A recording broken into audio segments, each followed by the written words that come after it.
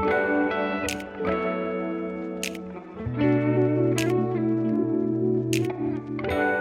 Hello everyone, this is Suyash from Insiders inside. बहुत दिनों से प्लान था कि हम लोग यूट्यूब वीडियोस बनाना स्टार्ट करेंगे, लेकिन आज 2025 को दिवाली का फर्स्ट डे है और यहाँ से हम लोग आज के दिन एक शुभारंभ करेंगे कि इनसाइडर्स इनसाइड पे जो आप सभी को पता है कि हम लोग यहाँ पे जो इनसाइडर्स का डेटा है वो एनालिसिस करते हैं, स्मार्ट मनी का एनालिसिस करके हम लोग एंट्रीज बनाते हैं और बहुत मल्टीबैगर राइड्स हमने इसके पहले बनाए हैं।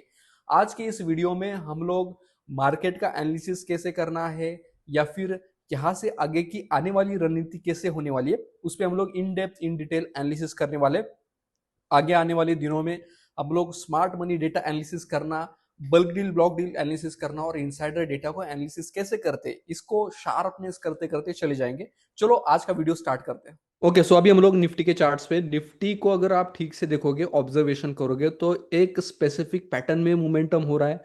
रिटेस्टिंग हो गया, करेक्शन हो गया। आई थिंक एग्जैक्टली 18 सितंबर को मैंने इनसाइडर्स इनसाइड टेलीग्राम में अपडेट दे दिया था, वहीं से एग्जैक्ट रिजेक्शन हो गया। रिवर्सल के टाइम भी मैंने एग्जैक्टली अपडेट दे दिया था, वहीं से रिवर्सल हो गया। लेकिन जब ये रिवर्सल हो रहा था और ये मोमेंटम हमें इंडेक्स में दिखाई दिया था, उसी एग्जैक्ट टाइम पे हमें बहुत सारे स्मॉल कैप मिड कैप में इतना एक्सपेक्टेड मोमेंटम नहीं दिखाई दिया था। तो इसके वजह से ये जो मोमेंटम है वो खोखला मोमेंटम जिसको हम लोग बोलते हैं वैसा माना जाता है। स्मॉल कैप की अगर हम लोग बात करेंगे तो एक स्पेसिफिक पैटर्न है, उसका ब्रेकआउट नहीं हुआ है। लेकिन फिर भी सेफ जोन जो हमारे लिए थी 18,000 की, वो लेवल सस्टेन हो चुका है अच्छे से। तो आने वाले दिनों में ऑब्जर्व करना पड़ेगा कि मोमेंटम कैसे होता है। मिड कैप इंडेक्स को जैसे हम लोग ऑब्जर्व करते हैं, भाई मोमेंटम तो ठीक ठाक दे रहा है, रीटेस्टिंग भी अच्छे से हो गया है। लेवल्स थोड़े से ज़्यादा मैंने ड्रॉ किए, लेकिन मेजर रिजेक्शन मुझे दिखाई दे रहा है वो है एग्जैक्टली 59,958 के आसपास। अगर आप ठीक से इसको ओवरऑल हिस्टोरिकली ऑब्जर्व करोगे तो यहाँ से रिजेक्शन है, यहाँ से रिजेक्शन है, ये वाले जोन में कंप्लीटली रिजेक्शन है और ये वाला जोन भी रिजेक्शन में थोड़ा सा एग्जैक्ट अर्ली हो गया था। तो मुझे मिड कैप में रिजेक्शन है, स्मॉल कैप में मेजर रिजेक्शन मेरा किधर है, 19,101 के आसपास।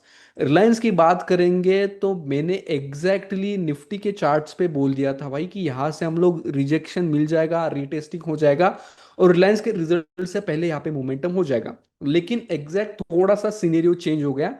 जो रिजेक्शन एक्सपेक्टेड था वो एक्यूमुलेशन में चेंज हो गया और मोमेंटम के साथ ब्रेकआउट हो गया। अभी भी स्मॉल कैप मिड कैप का ओवरऑल पार्टिसिपेशन इंडेक्स के साथ नहीं दिख रहा है।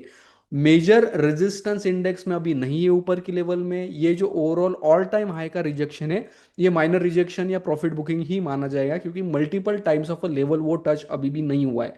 रिलायंस को कंपैरिजन करोगे तो जब मैं आपको टेलीग्राम ग्रुप में इनसाइड इनसाइट वाला ग्रुप दिखाता हूँ, तो जैसे इस ग्रुप में हम लोग smart money built up time to time update करते रहते हैं।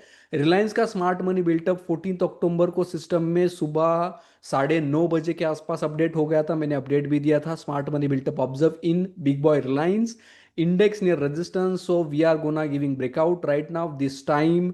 एक्चुअली जब आप कंपैरिजन करोगे चार्ट पे तो 14 या 13 तारीख को, 14 तारीख को इस जोन में था ये वाली कैंडल एग्जैक्टली।